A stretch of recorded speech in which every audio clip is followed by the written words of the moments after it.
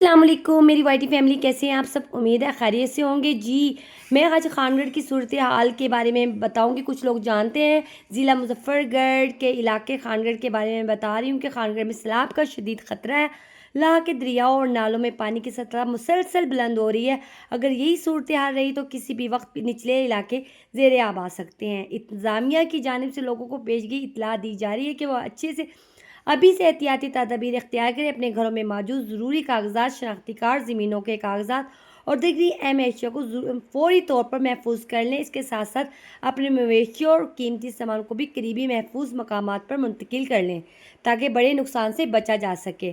दो और इसके साथ मैं आपको ये भी कहती चलूँ कि सैलाब एक कुदरती आफत है, लेकिन अगर हम पहले से तैयारी कर लें तो बड़े नुकसान को कम किया जा सकता है। ये वक्त गफलत का नहीं बल्कि होशियारी और एहतियात का है।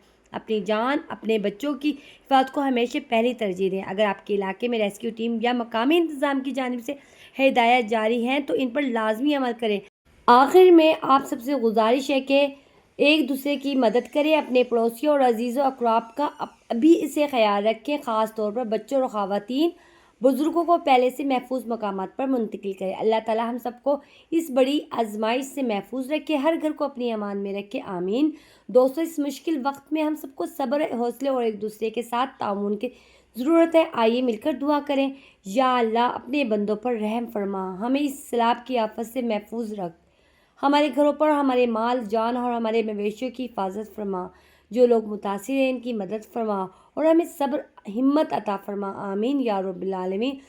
और एक और बात, एहतियात करें, एक दूसरे का सहारा बने। अल्लाह हम सबको सबका हामी हो, नासिर हो। और ये देखें, भेड़ के इलाके में पानी दाखिल हो चुका, हमारे जो बागात हैं ये सब पानी में हैं। तो इसी तरह अल्लाह ताला हम सबको हामी और नासिर है।